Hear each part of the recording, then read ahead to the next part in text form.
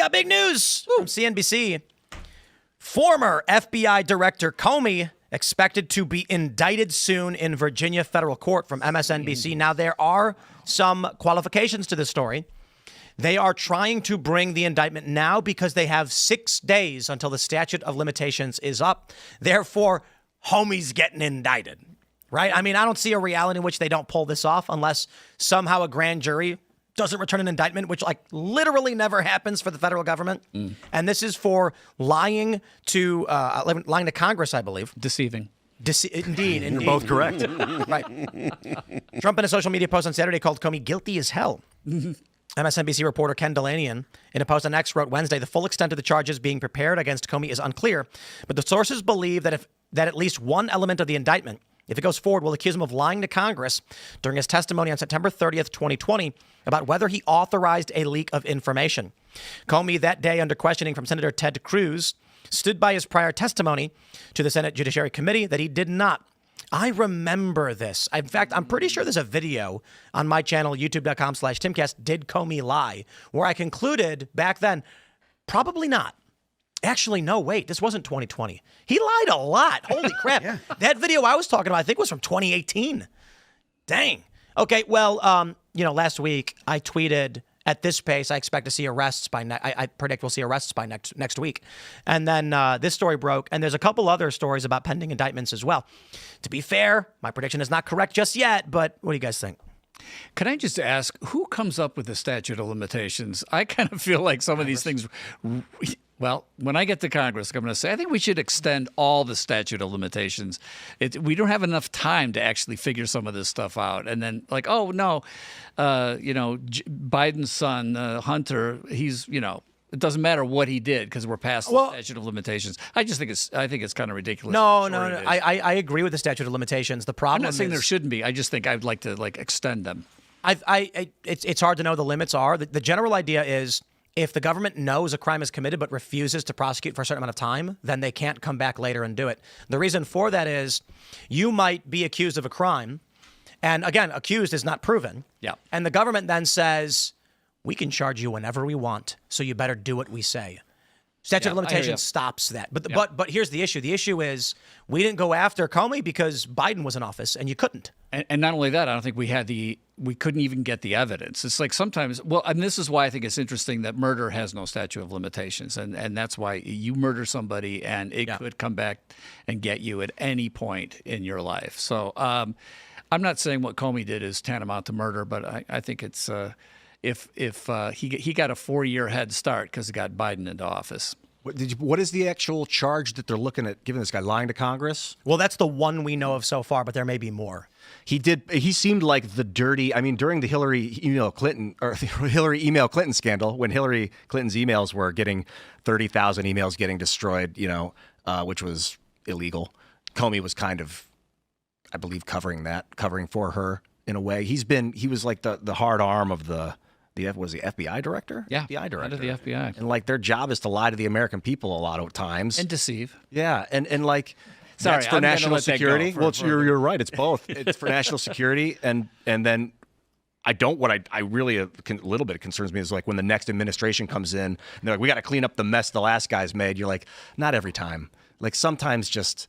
No, you do. Like Ian, if you rented a house and the last guy made a mess on the floor with his butt. But what if it was a party and it was a really fun party? You'd still want to clean it up. And maybe you want to hire someone to do it, but you got to clean it up. So what if you had administration and there was some national security, you have to lie to the people, or you feel like you do, you issue your FBI director, lie to the people. Would you then expect he's going to go to prison in 4 years when you're out of office? Depends on the lie. Would you put him in that position knowing that he's going to? Yes. Really?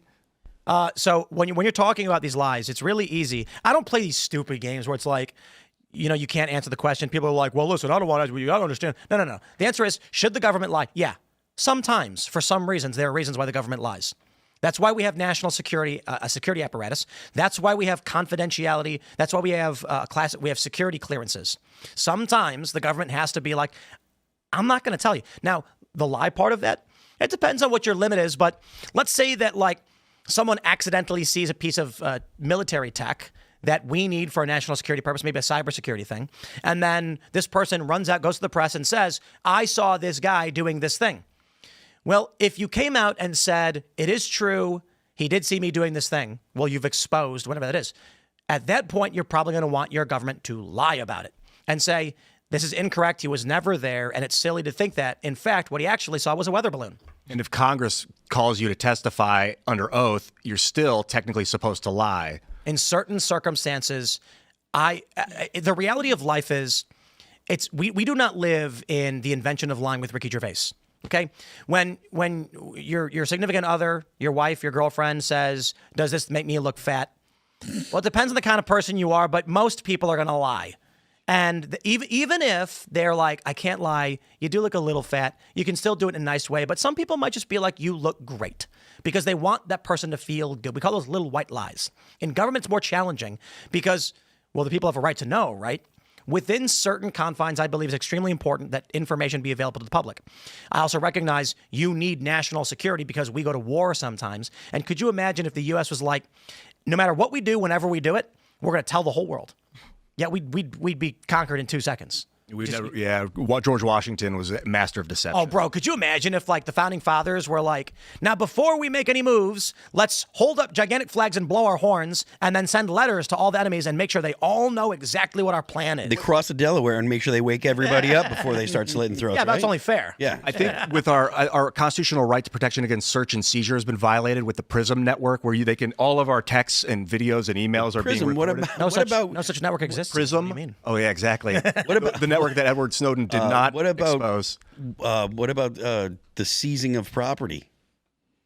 That's another. Well, that's technically what's happening when they take your text and your I was voicemails. warned about this. There's a certain level of conspiracy theory stuff that you guys apparently get into. So. Oh no, the government. What conspiracy theories? The government. People are able to take your texts and your voicemails. They used to have to get a warrant for that stuff. Now they just record it and send it to a database. Civil asset forfeiture is not a conspiracy. I'm just making a joke. So Jim Comey testified. Not Jim Comey, but James Clapper to Congress, and he's like, "We did not wittingly spy on the American people. Blatantly lied." Yes. Because they felt like they were supposed to. But this PRISM network that they were spying on people with violated our Fourth Amendment. So, like, at what point are these lies actually upholding the righteousness of the U.S. Constitution? No, that's for us to decide as the people. We can vote on this. We can get the people in we want. Certainly what Comey is probably going to be accused of doing is lying for political reasons, for self-serving political reasons, not for the good of the country. So, I mean, if that's proven, I think he's in trouble. Which is, I mean, I think that it's likely that that's just the tip of the iceberg. Yeah.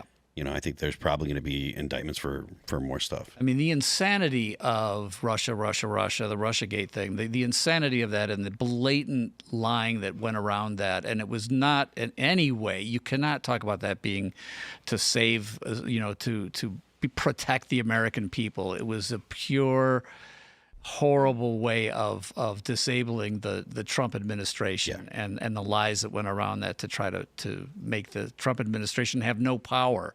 And it was self-serving. It was self-serving for the Democrats and all the people who encouraged that and lied about it, including Pencil Neck. What's his name?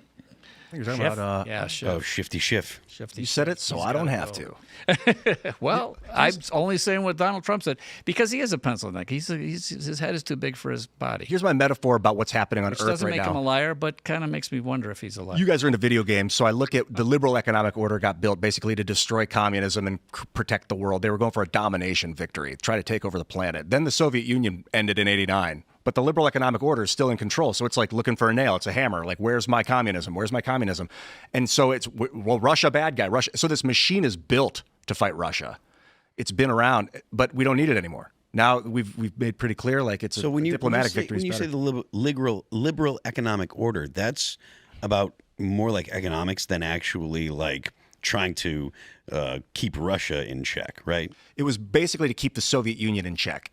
And that's what NATO and the UN. I mean, the UN was kind of designed to do that, not as much as NATO was. NATO was intentionally designed to keep the Warsaw Pact in check. But the liberal economic order, that genuinely is a net benefit for the world. Yeah, right? Bringing countries that had basically had basket case governments and had zero economic activity, had massive amounts of absolute poverty. The liberal economic order, the proliferation of capitalist ideas and free market ideas brought, it essentially has gotten rid of abject poverty almost entirely. And there will be only a handful of on a global scale, a handful of people that are in abject poverty by, I think, 2030, the UN and stuff we're saying. So overall, that has been a massive benefit for the human race. I think what's happening is the holdovers of that thing are these people, these Comey and the Obama administration. It's like they're still in that state of like, we must destroy Russia, control the planet by domination, military victory. And after the Middle East wars, it became apparent to me that we can't. Nuclear threats, we don't have the manpower. And we have to find another path, which is like the cultural victory or the scientific victory. But that machine is still in place, and that's what they were doing. They thought Trump was going to derail it. Are you talking about NATO? And he largely is. I mean, this what's really funny is that up until Trump won in 2016, the system was the uniparty. It was one global order. It was the liberal economic order machine. And be it McCain or Obama, you got the same system. Be it Romney or Obama, you got the same system. Trump was not supposed to win and did, and the liberal economic order fell into chaos and panic. And now the craziest thing is, from that point on, conspiracies began to unravel. The Gulf of Tonkin incident was a conspiracy theory my whole life, and now it's just historical fact. All of this insanity is buckling under the failures of the children of the liberal economic order. These people, I have to imagine, the people who started the liberal economic order after World War II, if they could see how their grandchildren are handling this, they would spit on the floor and say, what? But hey, wealth only lasts 3 generations. But you know what? I'm sitting here thinking like, man, I don't think we've won just yet, especially with the terror attacks that we've seen. The left is rearing its ugly head, unwilling to accept defeat. Thanks for checking out this clip from Timcast IRL. Make sure to watch the show live Monday through Friday at 8 p.m. Subscribe to this channel, and we will see you all there.